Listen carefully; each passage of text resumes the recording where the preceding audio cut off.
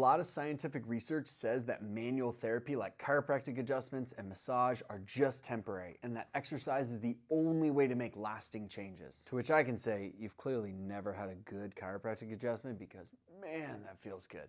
No, but seriously, the hands-on work that I do on the table often has a limited effect. So why do I do it? Number one, you're in pain, so I want to help it feel better in the moment to give you some relief, both physically and psychologically. So that's why my sessions often start with the hands-on treatment to calm the pain down, and then we can move into the exercise portion where we can actually make the lasting changes. This way you actually feel better walking out of my office, but you don't have to keep coming back for the rest of your life.